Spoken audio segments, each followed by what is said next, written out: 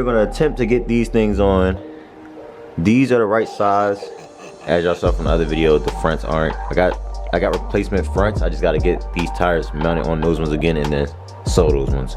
But we're gonna do the sway bar relocation bracket, and then hopefully we can get that all on, and then I'll give like a street drive and see exactly how bad it is without having the fronts on.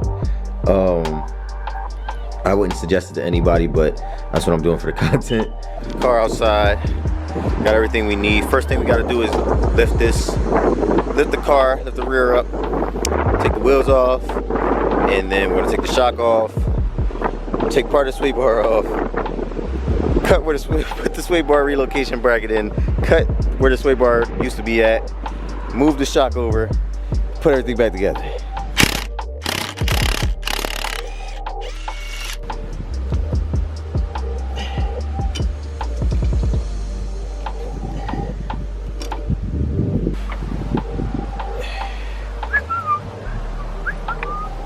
We're basically putting these sway bar relocation brackets down here. So because the factory, the 15 by 10 hits this right here. So basically what we're gonna do is we're gonna put this bracket on here for all that don't know. My Mustang people already know. We're gonna put this bracket in here and we're gonna shave this whole part off right here, this whole bottom piece, so that it can clear. And we're gonna relocate some things in here. We're gonna start off by loosening these shock bolts right here. These bolts are kind of old and a lot of dust comes off, so you might want to hit them with some WD.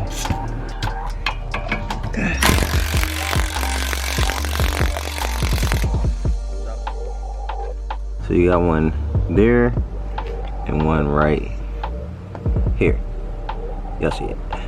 So next thing we got to do, well, as you saw, we gonna loosen these. We took the retaining clips out of here too. Swung the sway bar down. Next thing we're gonna do is support the rear. Take the shock bolts out on both sides.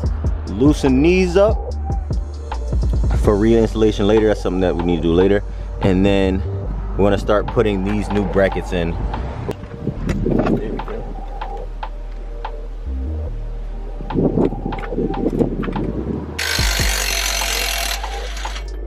Like that.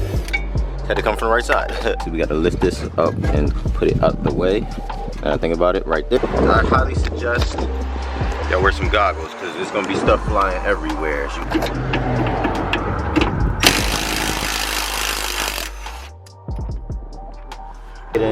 I use this bolt here to line it up to make sure I got it in the right spot. It's a lot of videos online that you could use to line this all up, but this is how it's supposed to look. And we're gonna do the same thing for the other side. Then we're gonna start putting everything back together, then cutting this part off. Right, it's a little finesse. This is getting the rest of the bracket and everything lined up. See, it's not tightened down all the way, but that's why I took a little finesse, because you gotta kind of wiggle it and you gotta try to get everything to connect on both sides. And that's why you had to loosen up this here, so that everything will come off pretty easy. They're all in now. Now I can put the rest of the stuff. I can put the shocks back in. You got to use 214s on the back end of these bronze bolts, the front and the back, and then y'all know how that go. So that y'all saw earlier. So I bought my German one. I got my man Croomfield Productions here to cut that tab off right there, from here to there, and of course safety first.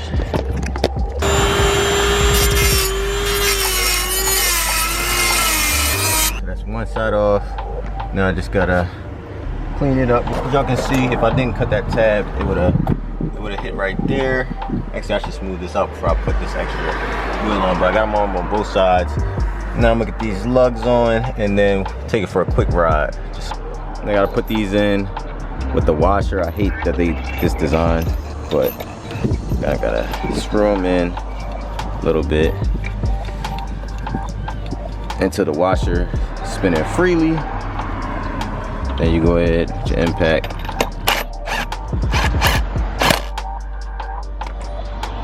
We're not gonna put them all tight yet, but this is just get them started. So these are currently at 30 PSI. I'm gonna lower it to like 20-ish, just so we get a better ride on the street. I really shouldn't drive around without the fronts on, but damn, they just look so good. Now I just need to get the fronts remounted onto some tires, and then we get the fronts on. Because of the way they correct in the back, because they're bias plies. These aren't regular drag, these aren't drag radials. These are bias plies. So these aren't as stiff walled as the normal ones that you'll see on everyone's car. But these look amazing.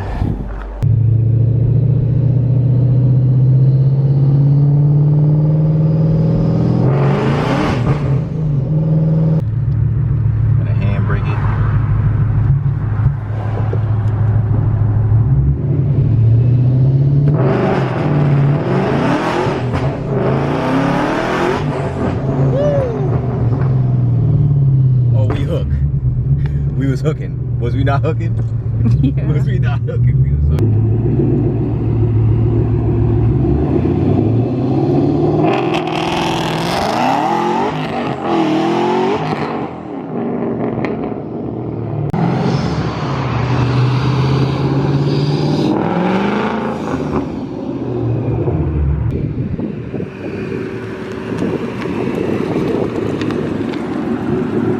Ladies and gentlemen, there you have it.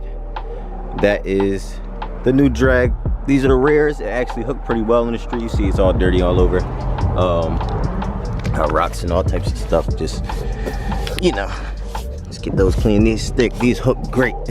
And that just changed the game. Now we just gotta get the fronts on, and then we're gonna take it to the drag strip and see what times we can get out of it. At the track, I'm gonna be launching at like 5K, 4 or 5K, but they look really good. Like, just look at them. These are a 26 by 10.5 tire, 15-inch rim, 15 by 10-inch rim. So if anybody gets one, you know that they fit. We are rocking with. We can finally hook. The car can finally show its true potential. And next video, hopefully, well, next couple of videos, we'll be at the drag strip and we can see what type of times we can pull. We're hoping for a 10 if we can, but realistically, I've never drag raced at the track before, so I'll probably run like a 13 or something like that, who knows. But if you enjoyed this video, don't forget to like, comment, and subscribe. Browse the channel for more, and most importantly, have a nice day.